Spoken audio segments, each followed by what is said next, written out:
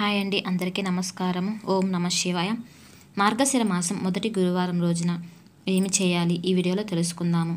మార్గశిర మాసం అనేది నారాయణ స్వరూపం. మనకి కార్తీక మాసం శివుని స్వరూపంగా భావించి పూజలు చేస్తూ ఉంటాము. ఈ మార్గశిర మాసం అనేది నారాయణ స్వరూపం కాబట్టి ఈ మాసం అనేది నారాయణకి పూజలు చేస్తే అఖండ ఐశ్వర్యం సిద్ధిస్తుంది. కావున ఈ మార్గశిర మాసంలో వచ్చే గురువారాలను లక్ష్మీ గురువారాలుగా పరిగణించి పూజలు చేస్తూ ఉంటాము. ఈ మార్గశిర మాసంలో గురువారం నాడు ఎవరైతే లక్ష్మీదేవిని ఆరాధించి పూజలు చేస్తారో అలాంటి వారికి సిరి సంపదల లోటు ఉందని మన పురాణాలు చెప్పి ఉన్నారు. ఈ మార్గశిర మాసంలో లక్ష్మీనారాయణ ప్రతి ఒక్క స్త్రీ తప్పకుండా పూజ చేసుకోవాలి. ఒకవేళ లక్ష్మీ గురువారం పూజ చేసే వాళ్ళు ముందు రోజే రాత్రి సమయంలో భోజనం చేయకూడదు. పండ్లు పాలు అవి తినాలి. అంతేకాదు వివాహమైన స్త్రీలు బ్రహ్మచర్యం పాటించాలి. గురువారం రోజున ముందుగానే అంటే బ్రహ్మముహూర్తంలో నిద్రలేచి ఇంటిని శుభ్రం చేసుకోవాలి. ముందుగా అయితే చక్కగా ముగ్గు వేసుకొని గుమ్మానికి పసుపు కుంకుమ బొట్లు పెట్టుకొని గుమ్మాన్ని చక్కగా అలంకరించుకోవాలి.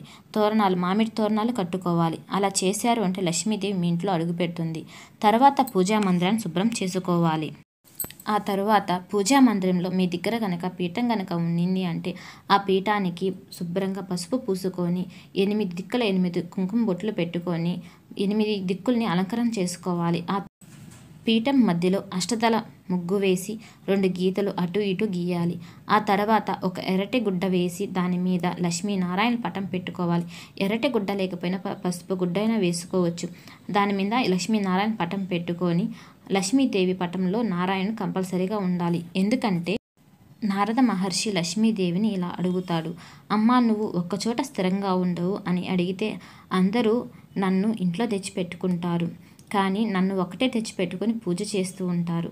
నేను ఎక్కడ ఉంటాను అంటే నా భర్త ఎక్కడైతే పూజింపబడతారో అక్కడ మాత్రమే నేను స్థిరంగా నిలవగలను అని చెప్తుంది. అందుకని మనం లక్ష్మీదేవి పటంకి ఒకటే పూజ చేస్తే అమ్మవారు మన కోరిక మేరకు ఇంటికి వచ్చి వెళ్ళిపోతూ ఉంటారు. అంతేగాని స్థిరంగా నిలబడరు. ఎవరైతే లక్ష్మీనారాయణ పూజ చేస్తారో అక్కడే అమ్మవారు స్థిరంగా నిలబడతారు అని నారద మహర్షికి చెబుతుంది.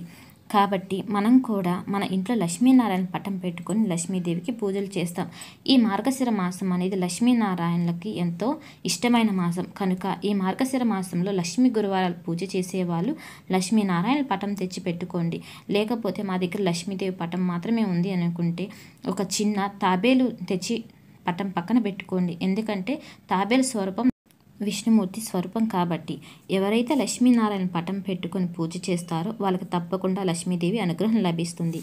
సరే, ముందు ఒక 1/4 కిలో బియ్యం కానీ 1/2 కిలో బియ్యం కానీ తీసుకొని సదరం చేసుకొని దాని మీద 3 తమలపాకులు పెట్టి దాని మీద ఉప్పు దీపం వెలిగించుకోండి. మీరు ఏ దీపమైనా వెలిగించుకోండి, కానీ ఈ గురువారాల్లో ఉప్పు దీపం కనుక వెలిగించారు అంటే మీ ఇంటికి అష్టైశ్వర్యాలు లభిస్తాయి. అంతేకాదు ఉప్పు దీపం అనేది చాలా శుభప్రదమైన దీపం. ఎందుకంటే ఉప్పు అంటే లక్ష్మీదేవిగా ఆరాధిస్తాము కాబట్టి ఉప్పు దీపం వెలిగించడం వల్ల మీకున్న కష్టాలన్నీ తొలగిపోతాయి. ఉప్పు దీపం కోసం ఒక ప్రమిద తీసుకోండి. దాన్ని శుభ్రంగా కడుక్కొని పసుపు కుంకాలు బొట్లు పెట్టుకోండి. ఆ తర్వాత దాంట్లో గుప్పెడంత ఉప్పు పోసి దాని మీద కొంచెం పసుపు కుంకాలు వేసి దాని మీద 2 ప్రమిదలు పెట్టండి. దానికి కూడా పసుపు కుంకాలు బొట్లు పెట్టుకోండి. ఆ ప్రమిదల్లో ఆవు నెయ్యి వేసి 5 ఒత్తులు వేసి దీపం పెట్టుకోండి. దీపం పెట్టేటప్పుడు అమ్మవారికి మంత్రం జపించుకోండి. ఓం లక్ష్మీదేవి నమః దీపజ్యోతి నమః అని జపించుకోండి. అలా చేశారు అంటే లక్ష్మీ అనుగ్రహం లభిస్తుంది. ఆ తర్వాత దీపానికి ధూపం వేసి ప్రసాదాలు పెట్టండి. మొదటి గురువారం రోజు పులగం అనేది ప్రసాదంగా పెట్టాలి. ఆ తర్వాత ప్రసాదం పెట్టిన తర్వాత అమ్మవారికి అష్టోత్తరాలు కానీ అమ్మవారి మంత్రాలు కానీ జపించండి. అలాగే తలకి కొబ్బరి నూనె మాత్రం పెట్టకండి. గురువారం రోజున తలకి కొబ్బరి నూనె మాత్రం పెట్టకండి.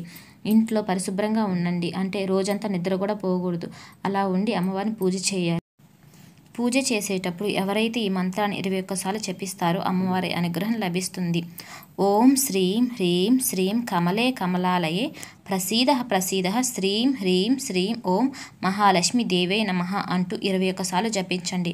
అమ్మవారికి మీ కోరిక బలంగా చెప్పుకోండి. అమ్మ నువ్వు మమ్మల్ని కరుణించు అని కాపాడు అని చెప్పేసి వేడుకోండి. మీకున్న అన్ని కష్టాలు తొలగిపోతాయి. ఈ విధంగా కనుక మీరు చేశారు అంటే అమ్మవారి అనుగ్రహం లభిస్తుంది. ఈరోజు అమ్మవారి అష్టోత్తరాలు కానీ అమ్మవారి మంత్రాలు కానీ అమ్మవారి పాటలు కానీ అమ్మవారి వ్రతకథ కానీ అన్నీ వినండి. ఈ వీడియో కనుక మీకు నచ్చినట్లయితే ఒక చిన్న లైక్ చేయండి, షేర్ చేయండి, సబ్స్క్రైబ్ చేయండి, ఆల్ మీద ప్రెస్ చేయండి.